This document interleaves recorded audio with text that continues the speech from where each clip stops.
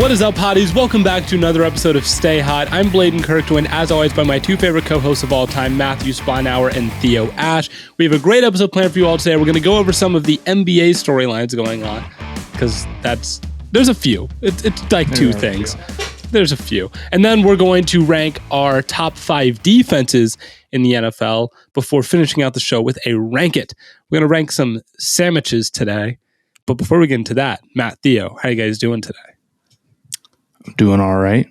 I'm doing okay. I'm a little sleepy, but outside of that, I feel pretty good. Sleepy boy. I'm pretty good. I had my birthday. It was good. I went fishing. I went bird watching. I bought a bike. I went out and had drinks. It was good. I've been biking around. I've been fishing. I've been looking for birds. I saw a western bluebird. I saw a black vulture. I saw a Steller's jay. Those are probably the main ones from a couple days ago. So I've been balling. I got my albums up behind me. And I want to mount a TV on the wall. If you're watching via YouTube, I want to mount a TV on the wall behind me, but I don't want to drill into the wall. So I don't know if it's possible. If anyone out there has ever used adhesives or some sort of magic to stick a TV to the wall. If anybody has any good TV mounting spells, if you could please tweet. Is there any way to attach something to the wall without actually having to stick or drill into the wall? If anyone has anything, if anyone has ever been able to hang a TV out with adhesives or some sort of way without a power drill, I'd be happy to know. But I think I might just need to get a really thin stand because my room's not that big. So that's the Theo, looks like you're missing an album. Looks like you're missing an album up there. I know, one fell down. Yeah, that's not. Oh, okay. Your album. Yeah. I thought you meant there was a space box because one did fall down. But your album is not physically. There's no physical copy. So there is no physical copy of my album. That's why I'm missing that's fair. If there was a physical copy, though. If I found it in a store, I would buy it. If I was in a record store, I'll take it. I'll take it. Make that purchase. But make sure you guys subscribe to the YouTube channel. Join the chalkboard. If you're watching on YouTube, just click the subscribe button and go to the link in the description. If you're not watching on YouTube, go to the link in all of our social bios, and you can find both of those things. But before we get into the NBA. Today's episode is brought to you by our friends over at OddsTrader. For play-by-play updates, live scores, and bet tracking, OddsTrader is the place to go. I made a bet last night. I was literally watching baseball because I was bored. I was watching Twins at Astros, and I bet, I was like, Minnesota can pull through. I'm going to bet them to cover. I pressed send on the bet for I have no research. I literally pressed send, and as I pressed send, the Astros hit a 2-run home run. It was crazy. It was literally simultaneous. So OddsTrader told me that one didn't go through. But anyway, it's the place to go. They have the best price on every game and sign-up offers from multiple sports books. Plus, they have player statistics, key game stats, and even projected game day weather, which I should have been looking at before I made my bet, but I didn't. You can use their bet tracker to keep records of all your games and betting activity. OddsTrader.com is the #1 site for all your game day bets. To begin your handicapping journey, make sure to go to oddstrader.com/bluewire. OddsTrader is the beginning of your best bets for all sports. Download from the App Store today. I can't wait for sports betting to be legal in Ohio, man. I'm going to lose so much money. I thought you said crazy. Never mind. What? I thought you weren't going to bet on sports. I'll bet on if something's a given. If I think something's a gimme, I'll put money on it. But you're going to make those minus 2,000 odds bets, because if something's a gimme, that you don't win that much money. That's true. That's probably fair. But if the Browns are going to win the Super Bowl, and I know that for a fact, I'll put money on it. You usually do know that for a fact. Yeah, I've never been wrong about that in my life. I actually did place a bet that the Browns win the Super Bowl a long time ago. This was before the Watson trade, because I thought their roster looked pretty good, and I thought they might trade for Russ or something. So I was like, I think they'll make a big quarterback trade. So I made like a $1 bet that they win the Super Bowl. And They then did. and then the odds went way up. I was like, pretty good bet. And then Deshaun Watson got suspended. And I was like, Yeah. well, that bet's probably not hitting. Hey, it could still hit. But I literally do have money Nothing's on impossible. the Browns winning the Super Bowl, sadly. Hey, I was thinking of a way to like, I'll go half on that with you. Half, it's $1. I put $1 down on like plus 5,000 odds. I'll 'cause give they you were so low. I will Venmo you 50 cents, and if the Browns win, you split it with me. I think I wanted that all for myself, sadly. But anyway, what would have the odds have been 30 days ago that we'd be having this conversation right now that Kevin Durant is a Brooklyn Net? Who would have thought? Who would have thought? Who could have guessed? Not Who us. could have guessed? This whole saga has been weird and sad and stupid. But okay, the Nets are running it back. That's what I would have done if I was them. They weren't even close to getting what they wanted in a trade, and I can't blame anybody for not giving it up because Kevin Durant's 34 years old, and how many of those teams are really in a position to go try to get like a 35-year-old Kevin Durant and make a push? It's tough for younger teams to do that. So he's back with the Nets, 4 years on his contract, not a ton you can do. I'm guessing the rest of the team stays together. They look pretty good. What do you think? Yeah, I mean, I liked the Ben Simmons trade when it happened, and I'm like, I think that they needed some defense, like that they've got the playmakers. I feel like I've had this conversation before, and I'm like, wait, keep waiting, just keep waiting. But I guess like nothing's really. I mean, there's been a lot of news and there's been a lot of drama, but at the same time, nothing's really changed. I liked the team after the Simmons trade happened. They've obviously got high level scoring. I thought that Kevin Durant had an MVP case last year, if not for some injury, but like their record with and without him, at least in the regular season, was a pretty stark difference in their efficiency with and without him. It was a pretty stark difference. So I still think he's one of the absolute tip-top players in the world. I think the Nets have the ceiling to win the finals. I think that Ben Simmons is obviously an enigma, but if he ever does play, he's a pretty good player, and I think complements the skill sets of the other two pretty well. They're finals contenders. They are decent job by the GMs by not settling for. I mean, they asked every single team in the league for their best player, it seems like, and more. Yeah, and they weren't going to settle for less than that, and they didn't. I don't know how to feel. I don't know. You can go back and listen to my old episodes right after the Ben Simmons trade happened. My thoughts on them are still exactly the same, despite all the drama. I don't know. They're pretty good. Lots of drama. They could come out of the East. Nothing's I don't know if they'll be my pick to come out of the East, but they have built a team that's a finals contender in a weird way. I don't know if it'll happen. They definitely won't be my pick to win the East. No, they probably won't be my pick either. Ben Simmons is the ultimate, like, he's actually way underrated right now, guy who actually is not way underrated. I don't trust him with the ball in his hands. I think, well, if Ben Simmons comes back and is healthy, and if Kyrie plays more games, and if Kevin Durant is healthy, and if they're already at a humongous disadvantage being healthy, which is the most important thing for these contending teams going into the playoffs. I like Royce O'Neal. TJ Warren, of course, we're just talking about staying healthy. I don't like Warren's odds to stay healthy, so I like the talent on the team. It's a high ceiling. I think the defense is still pretty questionable, and I think the Ben Simmons fit is still questionable, and I think to get everything going, they need to play a lot of games together, get a lot of chemistry together. I think that happening is questionable, and I think them being healthy in the playoffs is questionable. I'm not blaming the Nets for running it back because I think when you have this much talent, which is the hard part, you got to do it, but I don't love their odds, even though I like how talented they are, and I like Kevin Durant and Kyrie and Simmons to an extent. It's been a running theme this week. Roquan Smith is back. Jesse Bates is back. Kevin Durant is back. All the guys who asked for trades and couldn't get them are all back this week. Is Odell coming back next? Is that? I don't know. He's a free agent. He didn't ask for a trade. He can go anywhere though. Well, just moves like these are hard to pull off. Yeah, they are. He's worth more to the Nets than he is to any other team, pretty much, with KD.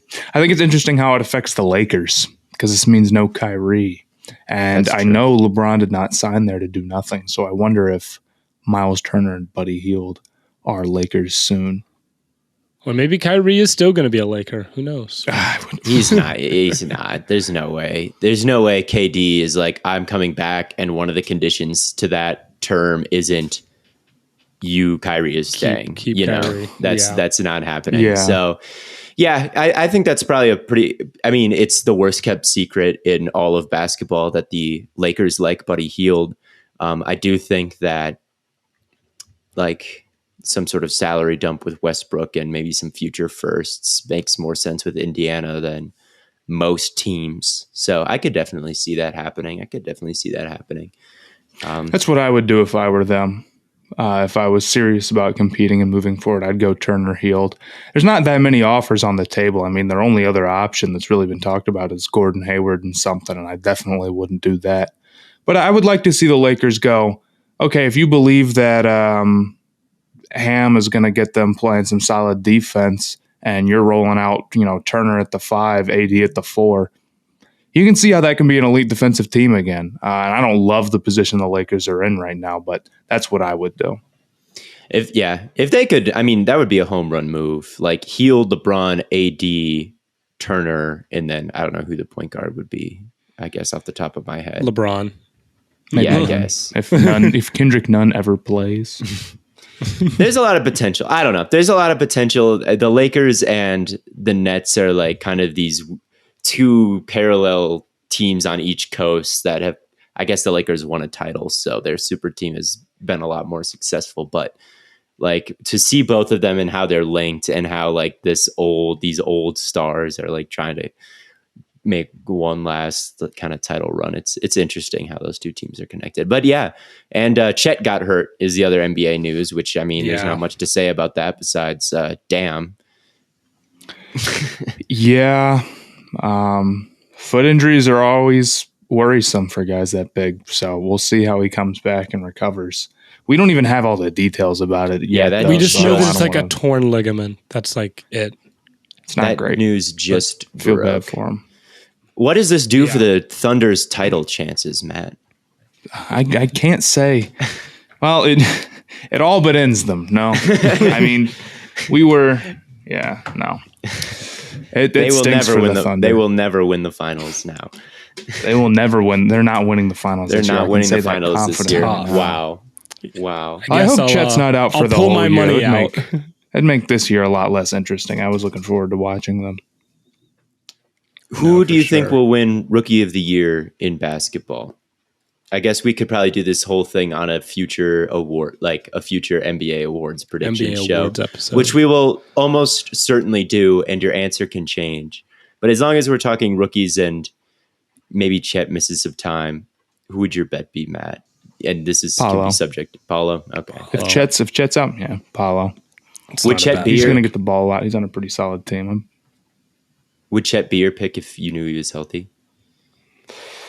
Ooh. Maybe yes. Okay. Maybe I would go healthy Chet. I don't know. It's a tough one. A lot of it has to do with how you are coming out of the gate. Keegan Murray also would not be a terrible of a choice. Keegan Murray's nice. But yeah, I'll go Paolo for now. I don't even think the Suns even drafted a rookie for me to push a weird narrative about.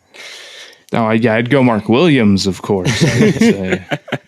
No, I think Williams will be good eventually this year. But in other basketball news, the Suns. Speaking of the Suns, they released those purple like Sunsplash retro jerseys. I don't know if they're available for purchase yet, but that skyrockets their finals chances. I need to see those deep in the playoffs. They need to break them out.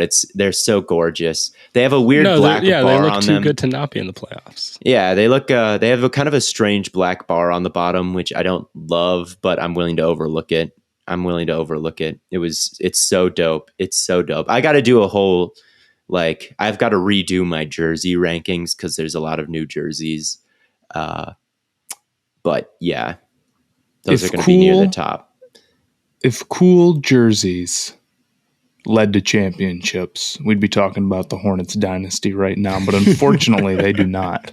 They would have choked a 3-1 league last year after they released those like messy stripes font. You don't like the mixtape jerseys with every feature of every jersey the Hornets have ever had. The gradient stripe, 2 different font with jerseys, like hex pattern. Yeah, the honeycomb. I didn't get that one. I honeycomb gradient stripe, big font.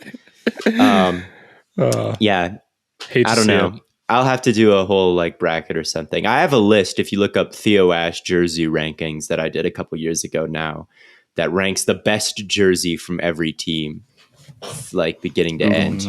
And it's MLB, NHL, NBA, and NFL. It's the 4 major American sports. Damn. And the best jersey from every team. So that's I'll have to redo it. Shit. I'll have to redo it because the Suns jerseys are now at the top. And the Cardinals all black uniforms. Oh my God. Like I'm on a tangent Theo hates all black. Theo hates all black. I hate all black uniforms. They look fine all the time, but they're so uninspired, especially all gray, which is even more uninspired. But like, oh my God. All gray and all black are not the same thing. All black is nice. All black is always like, it's just safe, you know, like it's good. It's fine. It's boring. Yeah. Okay. Every college football team has a blackout uniform. I don't know what team did it and first. It looks good. Not anymore. Sorry. Seen it too many times. Don't care anymore. It's all black. Cool. I've seen it 1 million times. I've seen it from every college football team in the world, a blackout uniform. And now that the NFL can change their helmets, what did they all do besides like 2? We're going to go all black.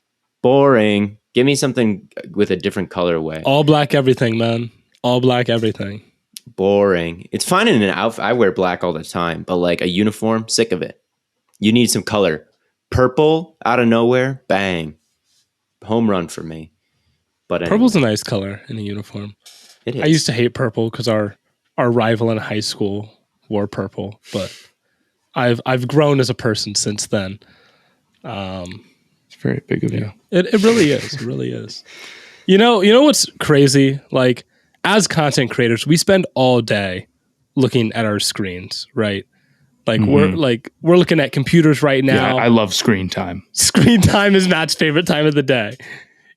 So between like our phones, laptops, monitors, TVs, iPads, tablets, like, I can certainly say at least that I spend nearly half of I probably spend all of my day, because I'm also a software engineer. I spend all of my day looking at screens. When we asked you what your favorite thing to do outside was, you couldn't think of anything like a couple episodes ago. I am chronically I love screen time, and I'm trying to get that number up. My New Year's resolution is 15 hours of screen time. 15 hours of screen time a day.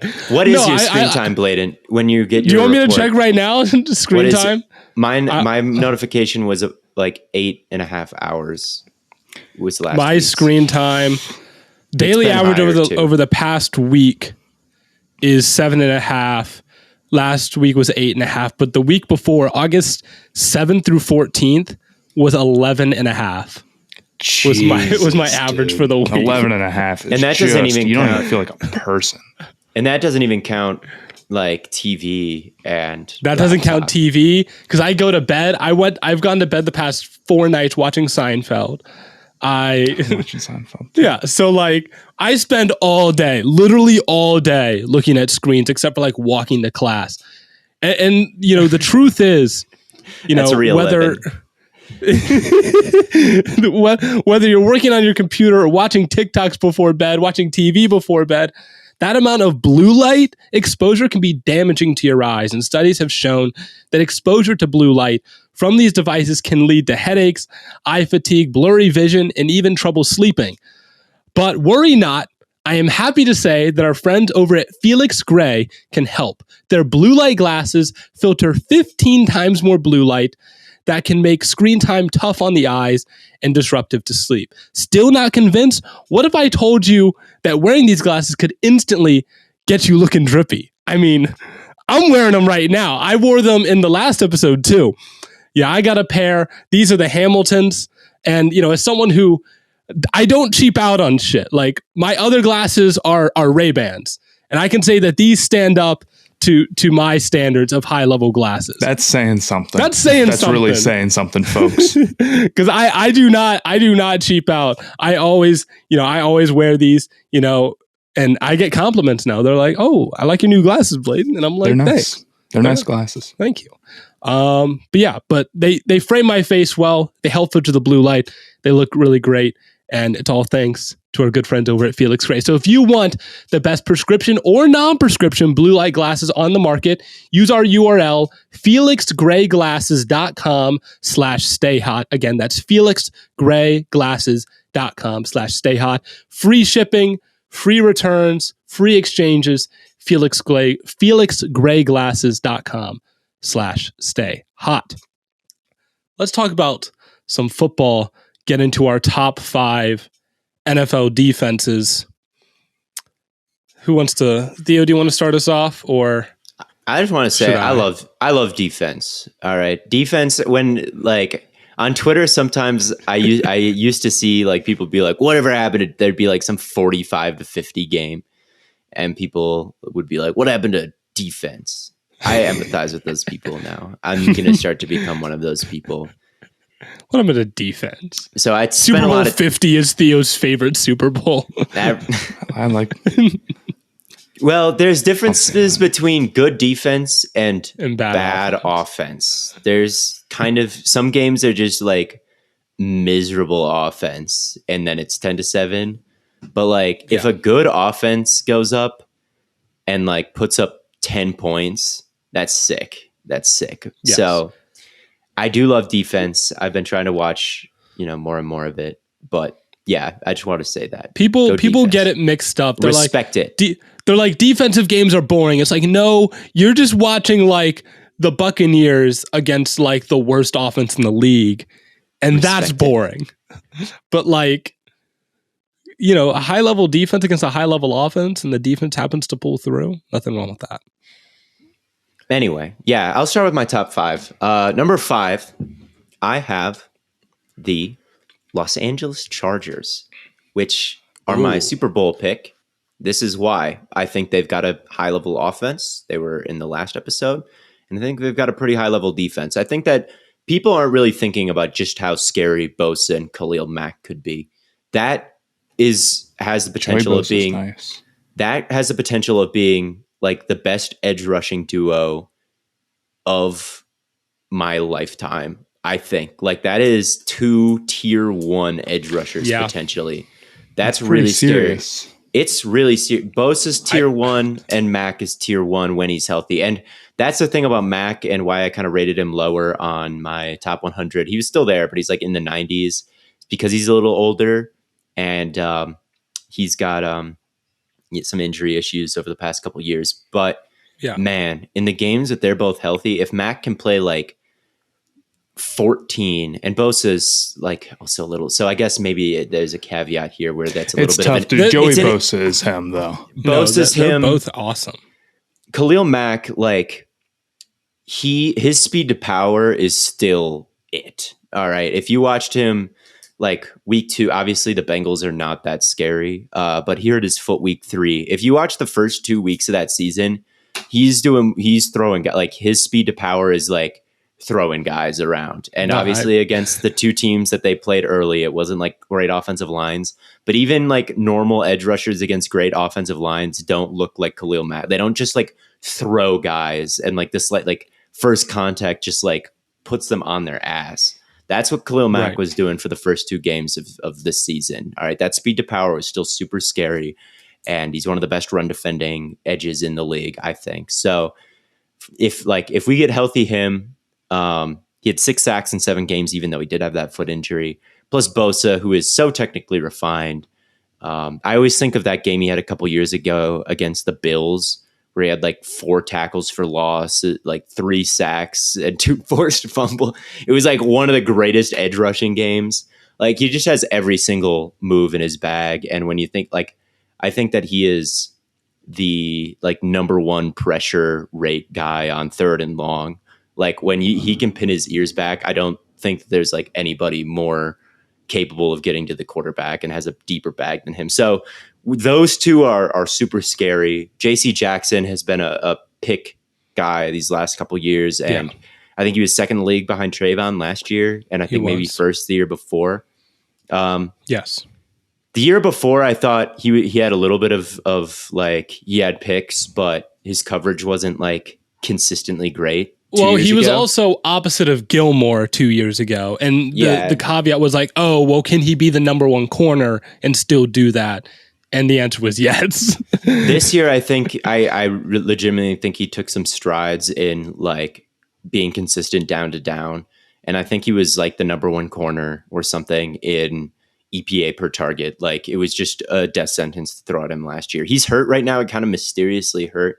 So again, like that, and Derwin also incredible safety. Yeah, that's also incredibly injury prone.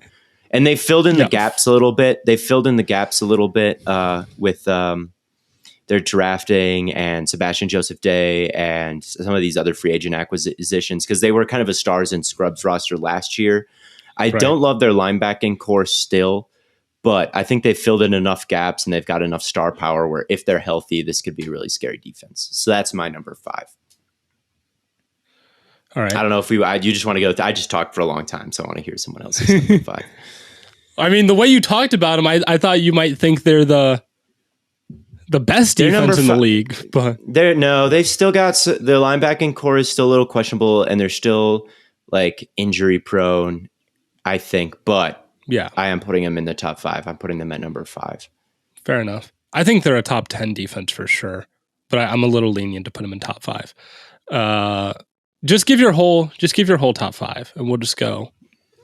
Okay. I just want to talk. Next, I've got the 49ers. I'll be a little bit briefer here. The 49ers, the secondary, I look at them and I raise an eyebrow a little bit, but Jimmy Ward is good. And they got Chardarius Ward from the Chiefs, who I think is a pretty good cover guy as well. So the secondary, I am a little suspicious of, but the front 7 is crazy. They've got the best linebackers in the league.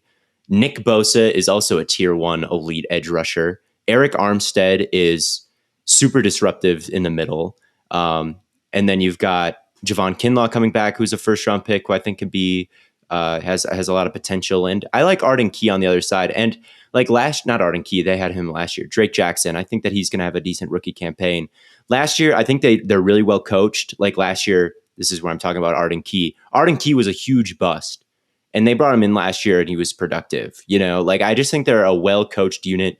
I mean, they had a really masterful game plan against the Packers. And I think like another year of cohesion with that defensive coordinator and everything with some of the talent they brought in. I think they could be a pretty strong unit. Really driven by that linebacking core. Like, yeah, they've got 2 probably top 25 players in the league on that defense in Bosa and Warner. And they're well coached, and they've got several other nice pieces. So they're my number 4. Number 3, I've got Green Bay. I don't think there's any discernible weaknesses in the secondary. Just go look at it. Their front 7 is also really scary. Gary is probably the best. I don't know if he's the best, but he's probably a top 5 power rusher. I mean, his power is completely different, and he really was able to tap into that last year and have a monster year. And he's just been steadily growing and growing and growing to the point where I think you can translate that into like a 14 sack season or something this year. I think that they're going to have a number 1. And then you've got Clark and Wyatt and Quay Walker and Devondre Campbell and Jair's coming back. And they've got an easy schedule in terms of like the offenses they're facing. I think they're going to be a really good unit. Then I got the Bills, number 2. I think they can repeat what they did last year. Again, not exactly the craziest tough division to play in. I think that like 6 games against the Dolphins, which is Tua, the Patriots, which is like Mac Jones, and who's the other team in that division? Jets. Zach Wilson. Like, you know, you can be optimistic about like some of those teams a little bit, but like that defense, you could do a lot worse, right? So yeah. I think that they're going to put up, they were the number 1 defense last year. They added Von Miller. They added Khair Alam. I think Gregory Rousseau is kind of a project, and he's started good, and he can grow. So they're my number 2, and then the number 1, I got the New Orleans Saints. Just a nasty, nasty, nasty team. Jesus. Oh man, that's Saints at 1. Yeah, Saints I do. at 1 is kind of crazy. Really? I think like so. Pete Werner was good last year as a rookie. Demario Davis is an incredible linebacker. You've got, I think Davenport broke out last year. And you've still got Cam Jordan, who started slow and then really started to heat up. He's a huge problem. So edge rushers are a problem. Linebackers are a problem. The interior of the offensive line, I think, is underrated. You've got a number 1 corner in Lattimore. Gardner Johnson is like the best slot guy in the league. They added Tyrann Mathieu. They added they lost Marcus Williams. They got Marcus May and Tyrann Mathieu. That's still a pretty good safety duo. Yeah. Dennis Allen is a great defensive coordinator. They play in a division with the Panthers. They play in a division with the Falcons. Hey. That doesn't make their defense any. They play Baker Mayfield twice a year. That doesn't make their defense better. Hold on. It makes them. I mean, that's like 8 free picks. It's gonna make them look better. That's gonna be like 4 games right there where they average like 10 points allowed. I think that they are just a ridiculous defense. I don't like no discernible weaknesses. Yeah, I think they're great. I mean, what were they last year? What were they? I mean, they were one of the best defenses last year and the year before that. I don't think it's a. I'm interested that you had no Bucks. Bucks are close. Bucks are close. There's some other honorable mentions that I have. Panthers. We'll get to the wild Panthers cards. were an honorable mention. The Panthers were like they were second in yards. They were second in yards allowed last year. They're just not. They were second in yards allowed. They're just not that good of a defense. The Rams. Their cornerbacks are a complete question mark. Their safety play is. It's good. Their linebackers are a little all over the place. And now, I mean, their pass rushing is just Brian Burns. Where are they super strong at? No, I mean, like Brian Burns is their best player by a country mile. And then it's like, I like Shaq Thompson. They've got some good pieces. They're a solid defense. But man, I don't know, but borderline top 5. I mean, again, if you left the Bucks off, if that's the bar, that Bucks team is stacked. Yeah, I was shocked that you left the Bucks off. Okay, here's how I did it. I just did front 7, and I gave them a 1 to 5 grade, and then I gave them secondary, and I gave a 1 to 5 grade, and then I just added those things up, and I was like, okay, there's the points. I gave the Panthers a 3 for secondary and like a 3 for front 7, where I'm like, they're kind of like fine in both areas. And I think he will be. If J.C. Horn is not a number 1 corner immediately next year, they're terrible at cornerback. They're cooked. Yeah, I guess this is the secret about the Panthers is that their cornerbacks are not that good. Maybe Horn should be great and they'll be okay, but Dante Jackson and C.J. Henderson, no, I don't buy it. I'll give them a 2. That'll put them a 5, and that'll get them like a borderline top 10. But the Rams, the Bengals, the Vikings, the Dolphins, the Titans are probably my number 6. They're probably my number 6 team, and the Bucks. Titans are a good sleeper one. We'll get into wild card though after. So save those a little bit. Matt, do you want to go or do you want me to? I'll go, but I have pretty much, I have a lot of the same. Yeah, so do I. If that's acceptable. I do have the Bucks on there. So do I. As you should. I have them at 5. So okay. I understand leaving them off. I do. They're not as complete as they once were, and I agree that the secondary is a little bit. Their best players are getting kind of old. I guess that's like my only. They're getting a little older. I mean, how long has Levante David been playing, dude? He's got to be 40. Not really, but he's very old. I'm a Devin White fan. I mean, I'm obviously a Vita Vea fan. I like Barrett. I have to watch him go against that Panthers offensive line twice a year, so maybe that makes me biased in their favor. But I still think they're one of the top 5 units. I really think that front 7 is pretty loaded still. At 4, I had the 49ers.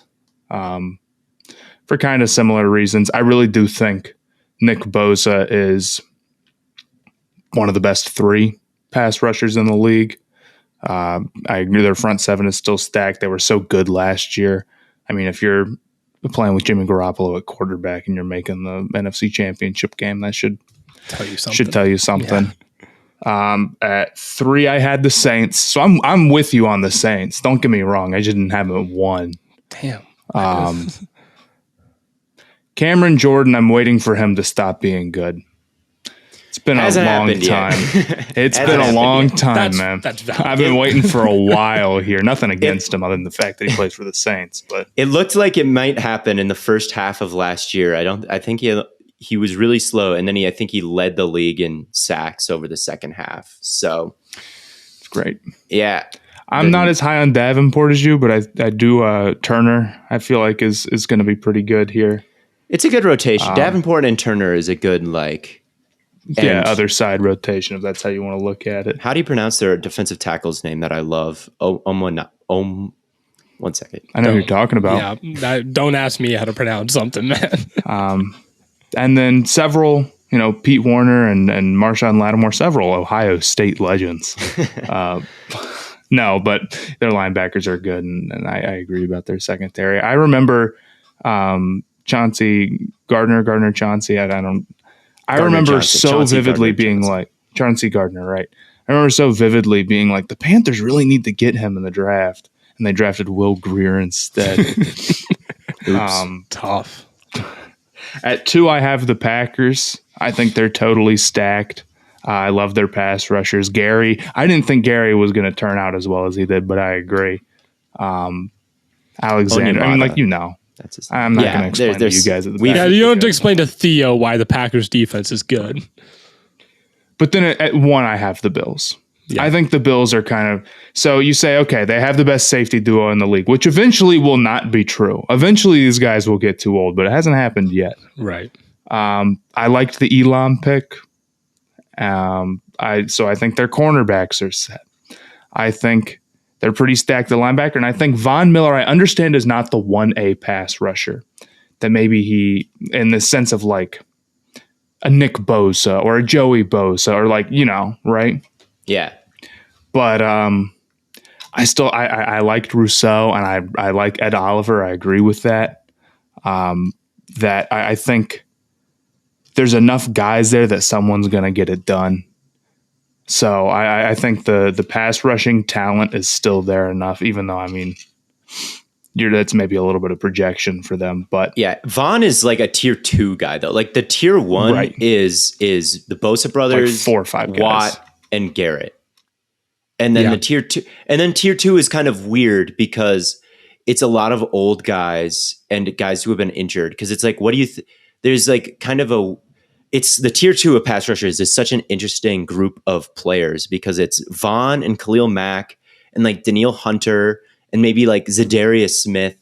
And I guess you could put in like Hendrickson and Judon and guys like that. But there's just a lot of like kind of old and guys who could fall off and guys who could be elite again. Like it's just kind of a weird second tier after those first 4 right now. And Max Crosby, obviously, I got to say that Crosby. he's in that group 2 and he's solid. But we're talking about the number 1 defense that added Von Miller and added Elam. Yes. So it's like I think they might be the best. And also, I love the Bills. So they're just the Panthers. They're just an extension of the Panthers. They're like a seed of the Panthers that like flew. They really are, dude. They're so similar to what the Panthers were when they were good. So yeah, it's just like I root for them. I cheer for them. Getting better. Freak 6'6" quarterback Ken Dorsey.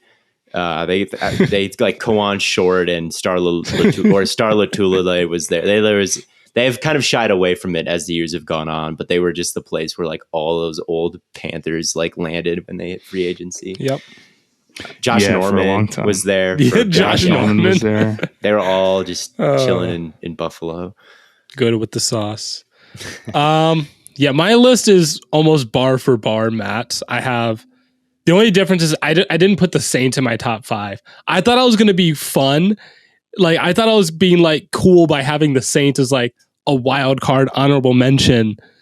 It's like, oh, no one's thinking about this. Both had them in the top 5. And Theo had him as the best defense in the league. So, but honorable mention. But like they were legitimate. Like I feel like I'm not exactly projecting here. Like no, I know you're not. Defense for a couple of years. No, they have been. So I was just like, I was like, but they lost Marcus Williams, and I'm not super high on Tyrann Mathieu right now. So he's gonna get to his hometown. He's gonna be motivated. He's gonna ball out for the New Orleans. He's gonna ball out for the city. I truly believe that. That sounds like just a talking point. He's gonna ball out for the city. I respect that take.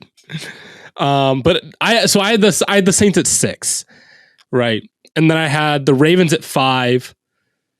I look at the Ravens as kind of an underrated defense because they were so banged up last year, right? So I think a lot of people kind of forgot about them, but they're gonna have Marcus Peters back. They're gonna have Humphrey, Marlon Humphrey. Nice. Secondary is gonna be nice. They got Marcus Williams.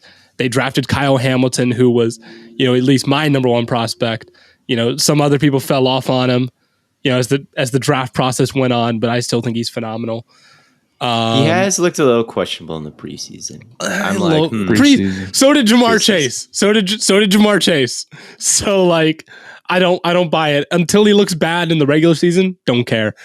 The front seven's a little bit shaky, which is why I put them at 5. But they've been so good at scheming up blitzes in the past that it's not a total non-problem, but it's at least I agree. Yeah. I agree. I just think that man, we're talking about teams where it's in my top 5, the worst number 1 pass rusher for a team was Von Miller. Right. And now it's I don't right. This is who is their best pass rusher? Are they still starting Josh Bynes? I believe that they are. Josh Bynes is not a bad player, but he's been playing forever. Yeah. Yeah, you've got Calais Campbell still there, Calais Campbell's awesome. He is awesome. He is awesome. He's 38 at this point. Odafe Owe, he is someone I liked coming out of the draft, even though he had 0 sacks his senior year. And then he came out real hot last year, and he's just an athletic freak. So he's got some potential. Chuck Clark, and even if Kyle Hamilton isn't a world beater right away, they've still got Chuck Clark, Marcus Peters, Marcus Williams, Marlon Humphrey. Here's the thing: is this defense last year, if it was healthy, totally eliminate anyone they added this year. Last year, if their defense is healthy, it's a really good defense, right? So I'm just you get all these guys back, add on the guys you added. I think it's a top 5 defense. Yeah, I wouldn't say it's top 5. I wouldn't say it's top 5, but I think that they'll be a above average defense for sure. Maybe they did really. I mean, they got really banged up, but they were not. They were they were the bottom of the league in a lot of things. But number 4, I have the Bucks. Same thing, Matt. It's the Bucks. Until the Bucks are bad, I'm gonna keep picking them to be good. At number 3, I have the 49ers. I can't say anything that hasn't been said. Fred Warner, Nick Bosa. 2, I have the Packers. Don't need to explain to you guys why the Packers are good. And then just like Matt, I think the Bills are the best defense in football. Just like last year, I cannot see a world in which they're not still the best defense. So, do you guys, totally off topic, you guys think Calais Campbell is a Hall of Famer? No. I say yes. I don't. What is his Calais Campbell? He doesn't immediately strike me as one of the best all time at his position. I wouldn't be mad at it though, I suppose. My initial reaction is no. Let's see. He's only been first team All-Pro once, but he's been second team All-Pro twice. He came second in Defensive Player of the Year voting in 2017. And he has 6 Pro Bowls. Sounds like a guy who gets in when he's 55. Yeah, he's definitely not first ballot, that's for sure. But I don't know about first ballot. We got how many years in a row from 2010 to 2019 of all double-digit tackle for loss and no fewer than 5 sacks. His consistency has been insane, and he's still a great player. I would have him in the Hall of Fame. Damn, he had 14 and a half sacks in 2017. He was nice. That Jaguars defense was so sick. I forgot about immediately. Because it was Calais Campbell, AJ Boye, Jalen Ramsey. Who were their safeties? That team was Gibson, right? Oh shoot, that's right. They had Browns Gibson. legend. You love them. Browns legend to Sean Gibson, man. Who else did they have on that team? They had Miles Jaguars Jack. team He was loaded. He's not down. They Who was that other had linebacker they had? You know who I'm talking about. Paul Posluszny, Telvin Yannick Smith. Ngakoue. Telvin Smith. Telvin Smith Telvin is who I Smith. was thinking of. Oh, then he went to Telvin jail for like Bro. human trafficking or something horrible. Yeah. Yeah. No, Telvin boy, Smith hey. was him. Miles Jack, Barry Church, Calais Campbell, Tashawn Gibson, Jalen Ramsey, AJ Boye. I think those are the big ones. Yeah. I'm Malik sorry, I didn't mean No, I mean, derail us. Malik Jackson, they had Yannick Ngakoue. to ruin the podcast. I'm sorry. Bro, Yannick Ngakoue had 6 forced fumbles that year. Yeah. He was What, good. bro? What? Yeah, no, that team was absolutely loaded. It'll be back this year with Josh Allen and Foye Luakan and the whole gang. Closer than it may appear. Secondaries are just a little bit apart. No in Jalen terms of Ramsey. skill, but You don't No, think Jalen. you don't feel that way about Campbell? Miles Jack was not down, by the way. I just have to say that anytime I talk about the 20s. We were robbed of a Blake Bortles playoff or Super Bowl appearance. Blake Sucks. Bortles Super Bowl. Anyway, there's some other teams that I wrote down. Like I said, I think the Titans defense is really good. I think that the Steelers, with their high-end talent, the linebackers make me raise an eyebrow, but anytime you have Cam Hayward and TJ Watt and Minka Fitzpatrick on the same unit and you brought in Brian Flores, I think that they could sneak in that conversation. I mean, obviously just a team that historically puts forward amazing defenses all the team. It wouldn't shock me. I guess if we're going to go with a sleeper, top 5 defense, and maybe it's a silly sleeper because they were top 5 last year, but I would say the Patriots. It's sleeper because you look at their roster and you say, no way, this isn't one of like the worst defenses. Like the talent in the secondary outside of the state, like the corners, you're like, come on, man. They're number one. Jalen like, Mills is corner 1. It's Judon is like a nice pass rusher, but like not really someone I think of as like your typical centerpiece of a front 7. The linebackers, you're like, who are these guys? But they're still my sleeper. I mean, they were probably, I mean, last year they were probably second in the league, maybe first. They were third in points allowed last year. So you just can't discount Belichick. We're talking about a guy who would slow down Peyton Manning's Colts all the time. We're talking about a guy who made the greatest show on turf, Rams, score like nothing in the Super Bowl. We're talking about a guy who slowed down the 2018 Rams with that year that they were just world beaters and they had him score 3 points in the Super Bowl. We're talking about a guy who's led top 10 scoring defenses basically every single year, Bill Belichick. So Yeah. I don't know. I think like if he just, for some reason, the Patriots were just balling out. I made a video on offensive tackles and the rookie ones in their preseason performances so far. Evan Neal got this, like the Patriots picked on him. Aquanu really looked rough against the Patriots. Like in the preseason, these offensive lines have not had a good time going against these blitzes and these edge rushers. I guess you could say the Patriots are the home of competition. Yes. it's a great point, Bladen. You could. So they're my sleeper team, even though like if they were any other team looking at the talent, I'd say no way. But because they're the New England Patriots and they've got such a track record, I'll say maybe. I guess you could say the Patriots are the home of competition. Oh, yeah. So I guess, true. I So guess true. you could say that they're the home of competition. You are absolutely right. You know who else is the home of competition? It's Run Your Pool. They're bringing sports fans and their social circles closer together to connect and make every game matter more. Run Your Pool offers every game type under the sun, from Pick'em and Survivor to fantasy pools. It's a one-stop shop for sports gaming with customizable features that you don't get anywhere else. You know, when I first started like knowing what football was, when I like gained consciousness as a little kid, I couldn't play fantasy football. I was too young. I wasn't, looking at stats or anything. But what I would do is I would go on my computer every day, and my mom made me, I don't know what the website was, and I would just pick the games, and I would print them out on a sheet of paper, and I'd put them on the fridge for that week, and then I would see how many I got right.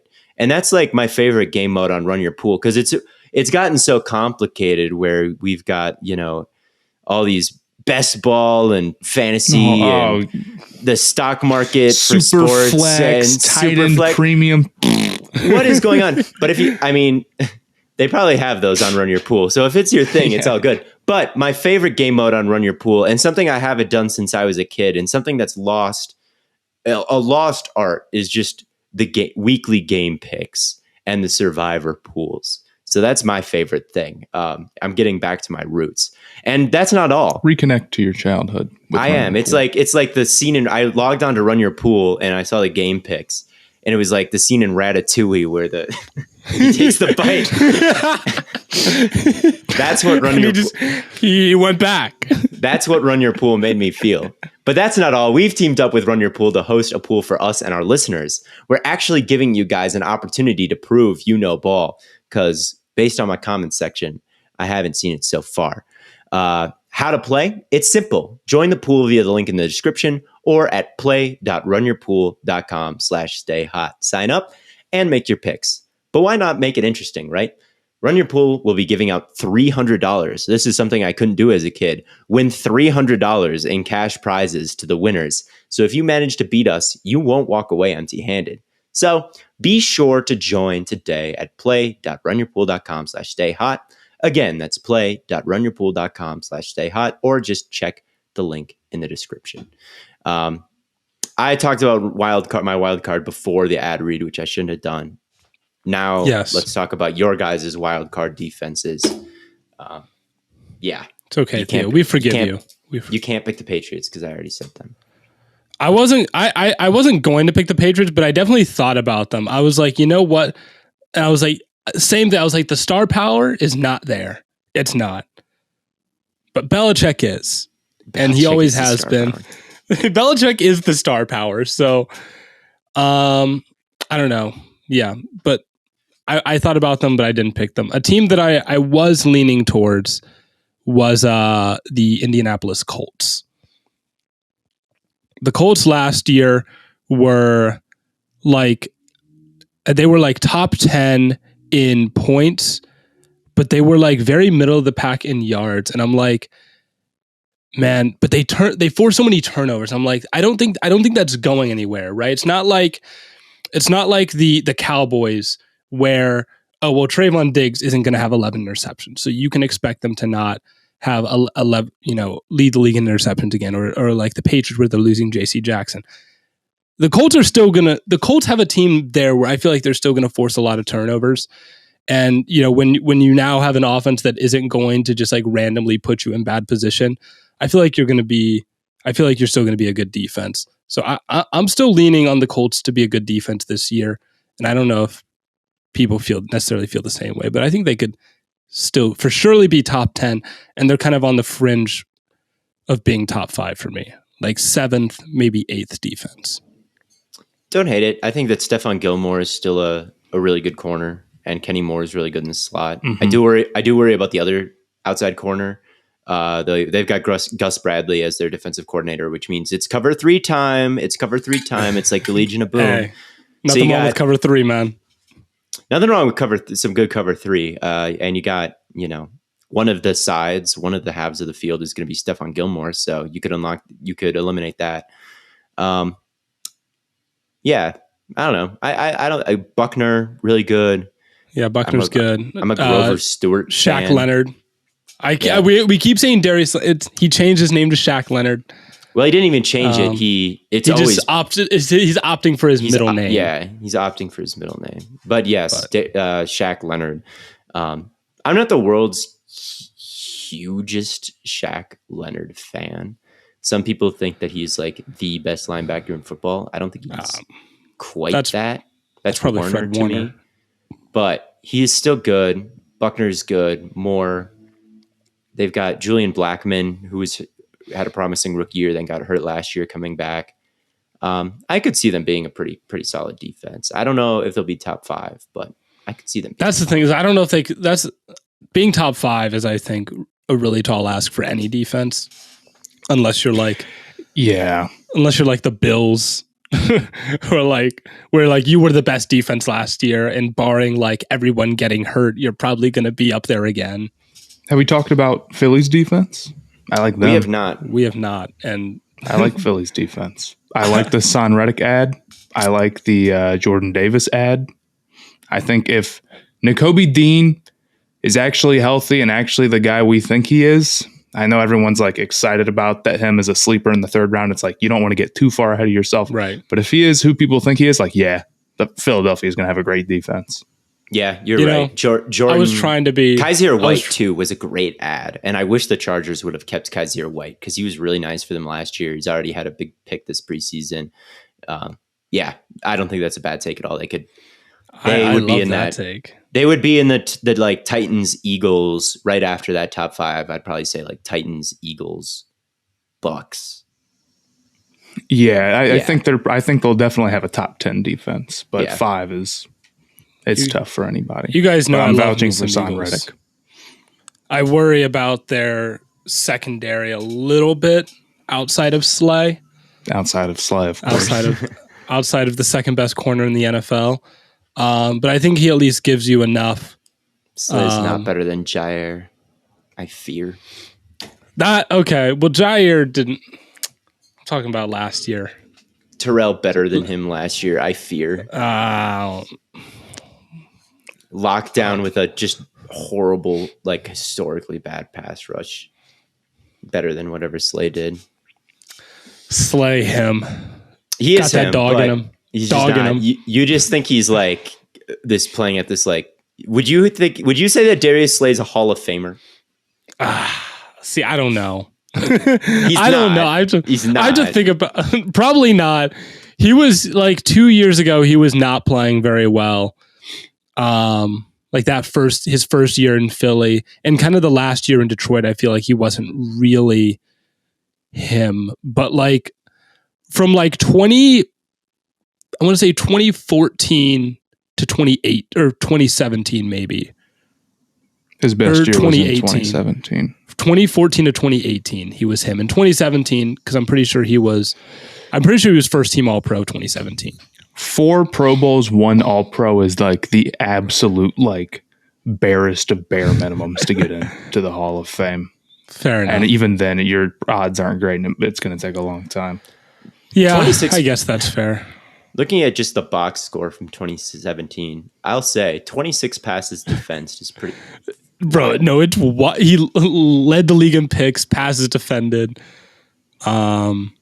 Man, he was so damn good that year. I just wanted to get an answer from you because I thought you were going to say like yes without hesitation, but well, yes without a shadow of a doubt. No, I wouldn't say that, but okay, he's damn good. He's damn good, but he's not. They added Ramsey. Bradbury too, who was a little bit down last year from where he was in 2020. Yeah, I don't know if I love the Bradbury addition.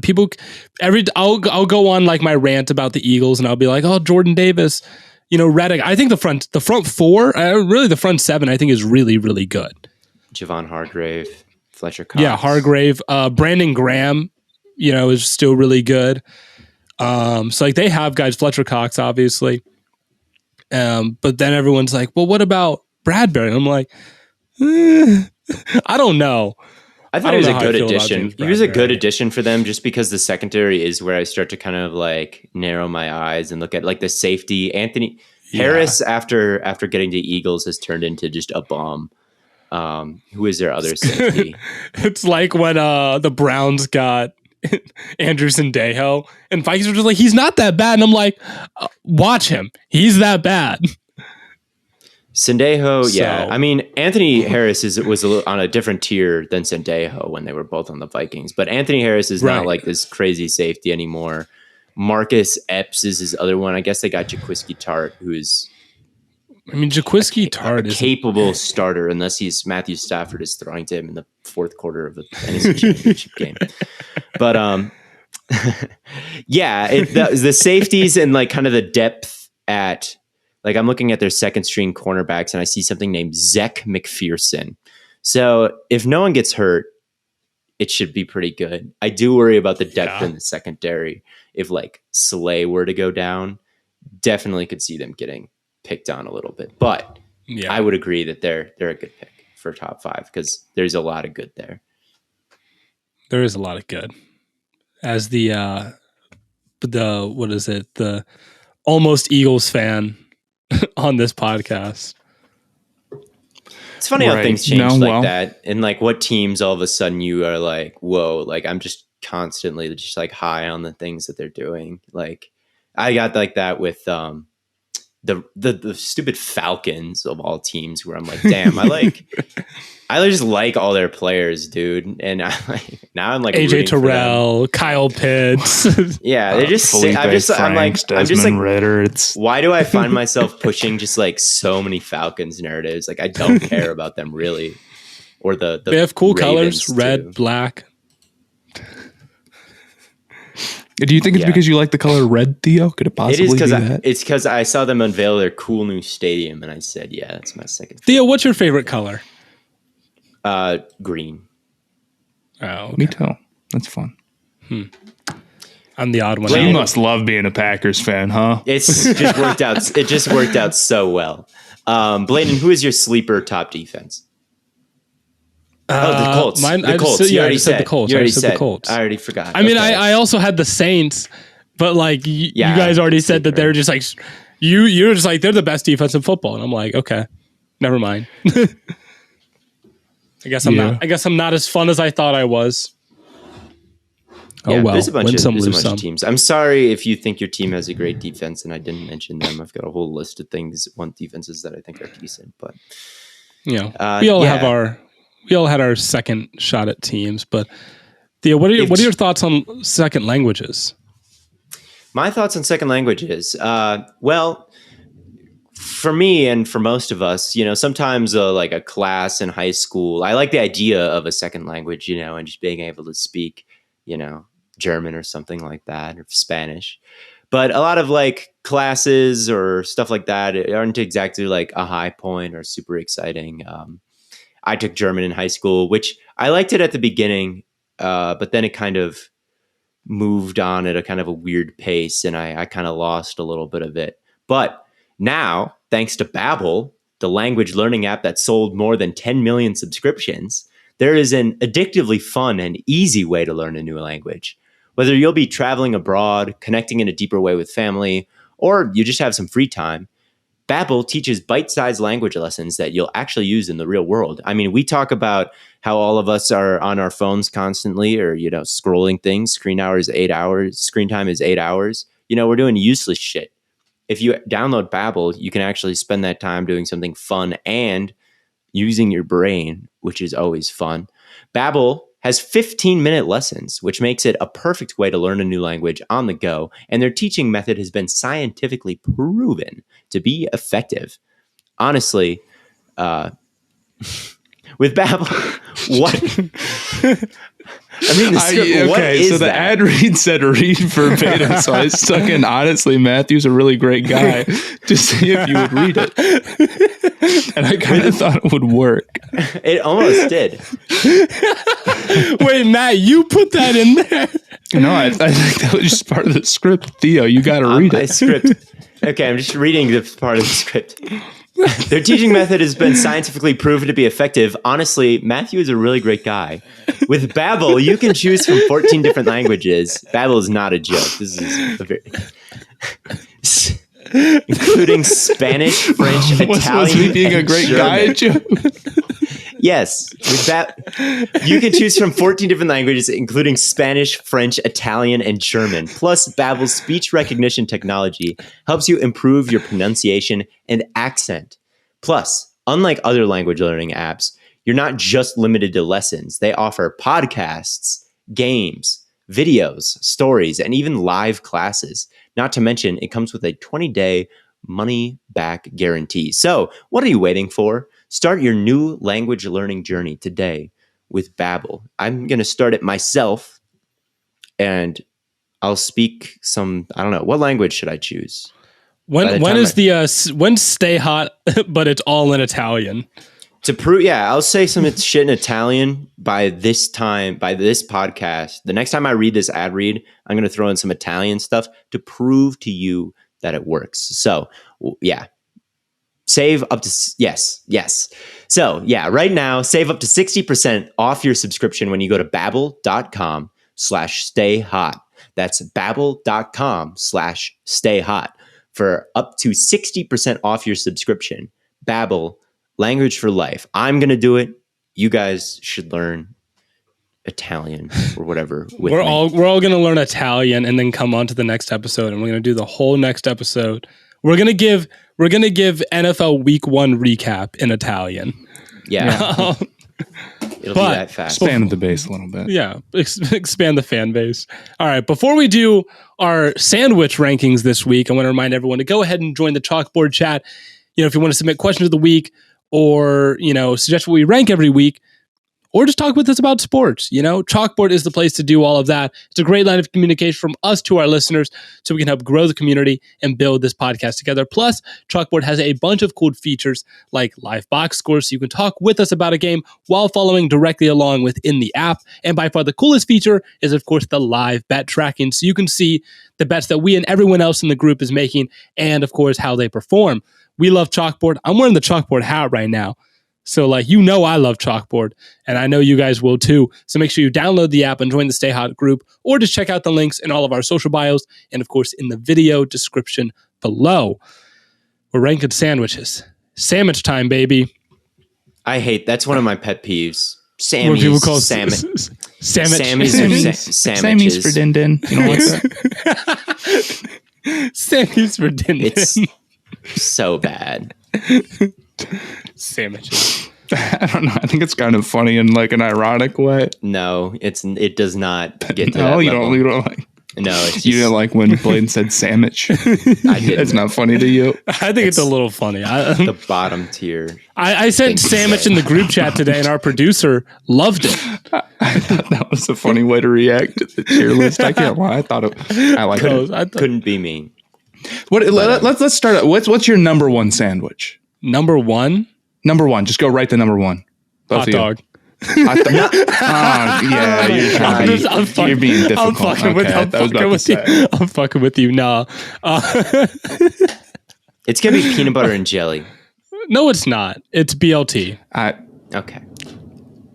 BLT is perfect. What about you, Theo? Mine is a Philly cheesesteak. That's both solid answers. Philly cheesesteak is good. That's it. Yeah. Matt, what's your number one? 12 from Jimmy John's, no cucumber. What is that? What is the number 12? It's a beach club, I think. It's got avocado on it. It's awesome. This dude said 12. The number 12 from Jimmy John's as if we know what that is. That's the name I know it by. Go get the number 12 from Jimmy John's. I don't like Jimmy cucumber John's. Because cucumber. I like Jimmy John's. Jimmy John's is the bottom tier fast food place. I lived right next to it. Wow, dude, that's so wrong. That's a bad take. Jimmy John's. Their sandwiches are 90% lettuce and sauce in my experience. Just lettuce and sauce sandwich.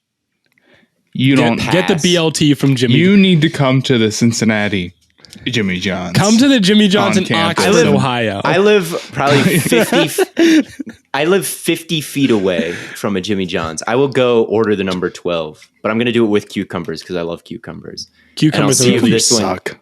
I'll see if this one's actually all right, but every Jimmy John's sandwich I've ever had had so much sauce and lettuce on it. It's way too much. You do got to be careful with that. I had a really difficult play at Chipotle today. I was in line for Chipotle, and the person working it is putting too much sour cream on everyone. So have you had that happen before at Chipotle? They put an unbelievable amount of sour cream. No? I don't order sour cream. I don't hate it, but I think I may have had that problem one time and was I don't like it enough to deal with it too much of it because it's way too easy to get too much of it.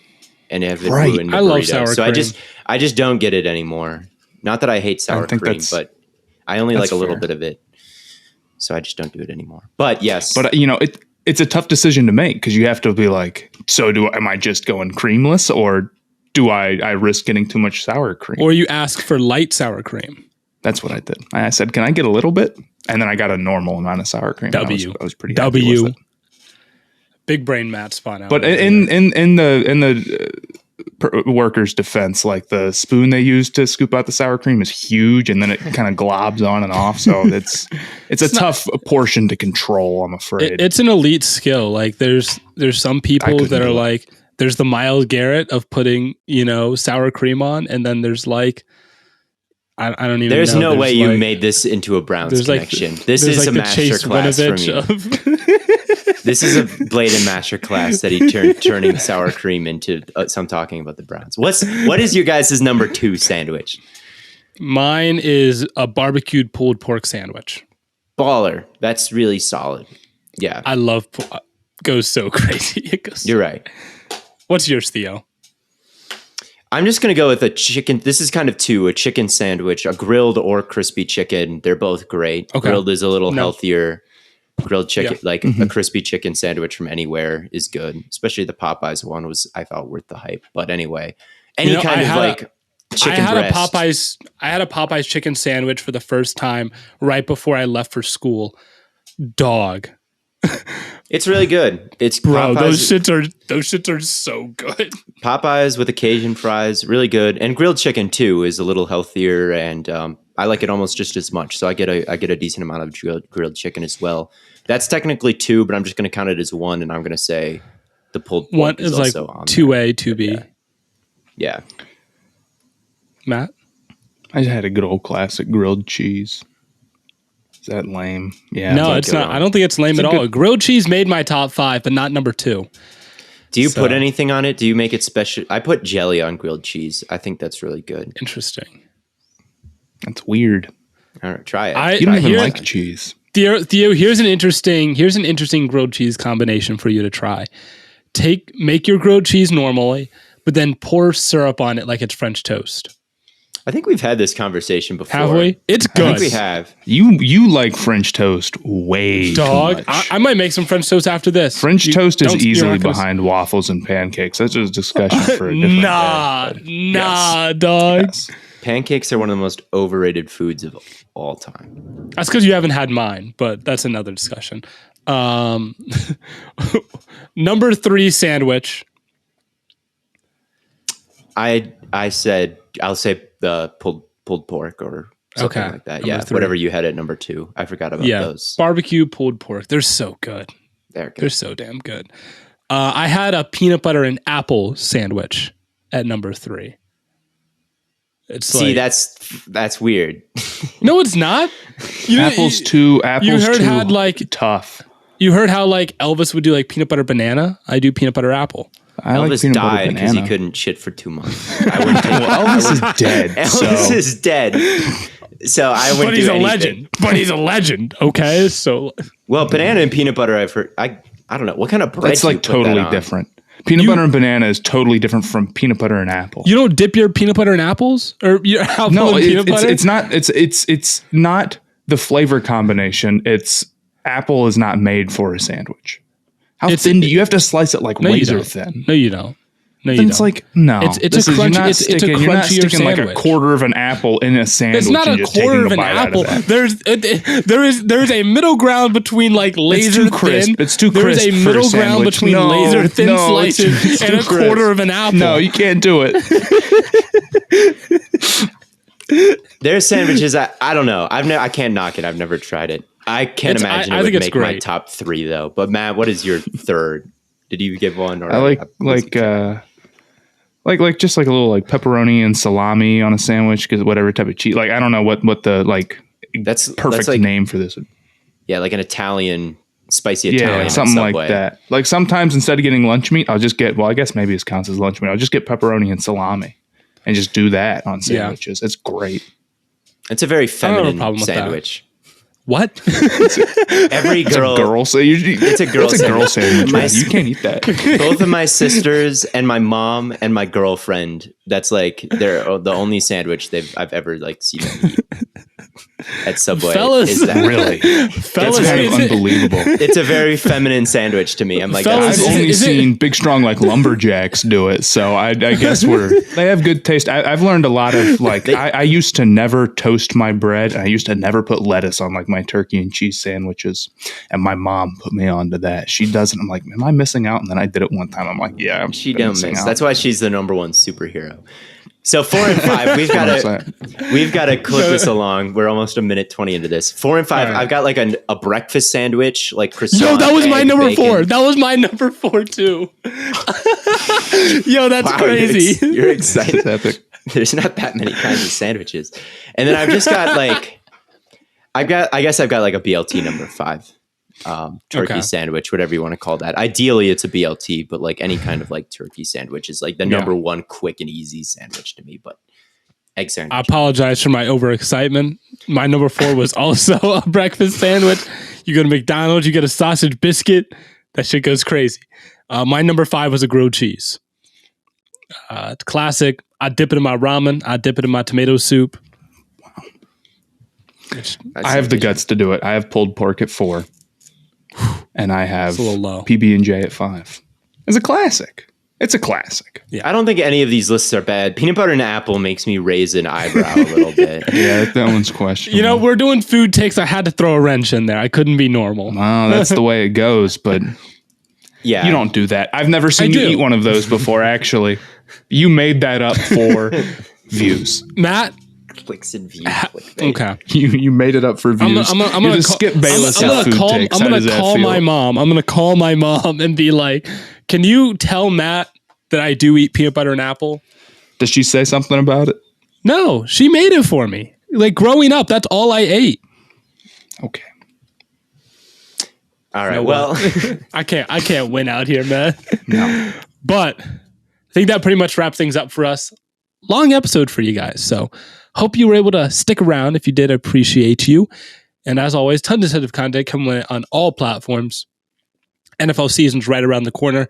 We're super excited. Going to be a lot of great content. And as always, from Corn Boy, Bird Boy, and Lemon Boy, we will catch you all on the flippity flop.